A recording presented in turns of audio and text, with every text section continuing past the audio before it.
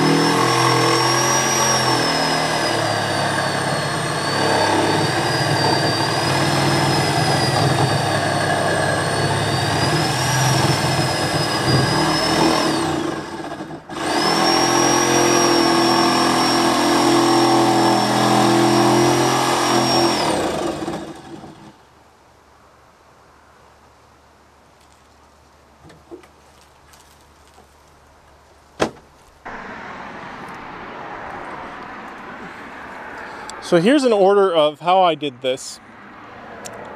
Sorry, I know, where's the rest of the owl, right? Cut out that wood, you saw that. Then I went in with my oscillating tool, and the two studs that were in here, I cut them off sort of at an angle. So I could slip in a 2x4 that was also ripped at an angle on the edge. And then another piece of wood over here on the side because the framing only went down to here, so I had add another bit there. And then test fit the window. It didn't fit, it was too narrow, so I added an inch of spacer on this side. Test fit again, perfect, kind of tight, but it works okay. Then use this Protecto wrap that I got at Home Depot like 2 years ago for another project. Never used it, couldn't return it because they claimed that I had returned too much stuff, but really I had just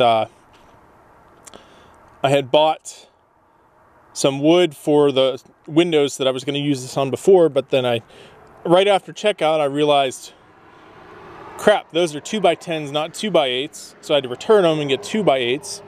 And I think that flagged me in their system. And then when I went back to return this, because I didn't use it, that flagged me in their system. Something flagged me in their system, I don't know. And then I couldn't return it, so I just held on to this, and now, luckily, I'm using it again.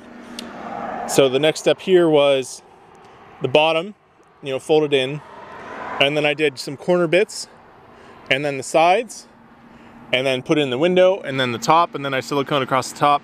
And right now I'm working on reinstalling all of the siding. Luckily, well, unluckily, the window opening is narrower because the old window had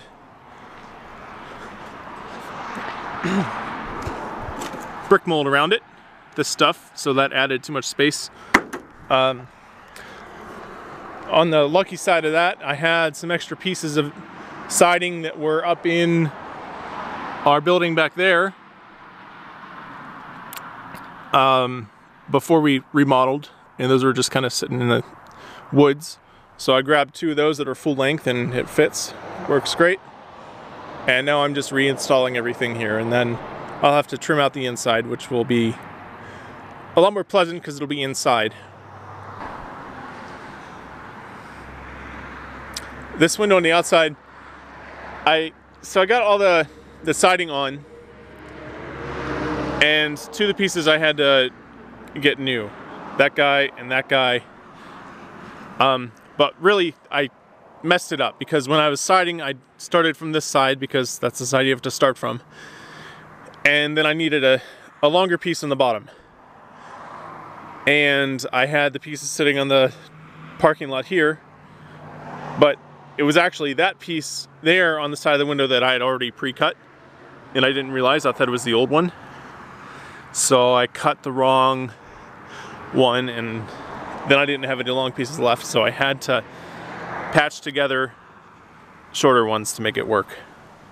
Suboptimal, but it works. So here's the rest of the window. I know, right? Where's the rest of the effing owl? Sorry, that's a kind of a meme on Reddit. The way I finished this is I used this common pine board that's 3/4 of an inch thick. I had a bigger piece, so I had to rip it down. Same with these guys on the sides. So I built a box, a rectangle box with the bottom sill here, and then these sides here, and screwed that together. And then I set it in place against the window, and I screwed into the side there. Still need to patch these a little bit through shims. You know, I shimmed everything to make sure it was plumb and level and all that.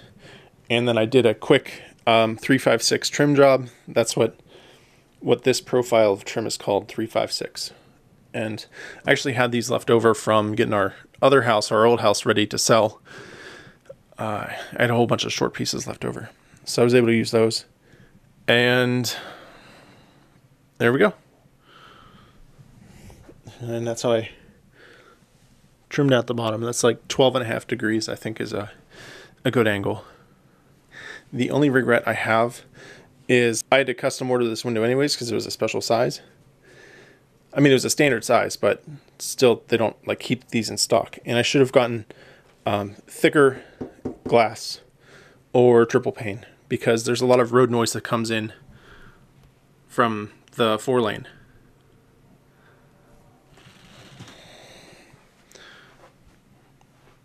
I hope that was informative. See you around.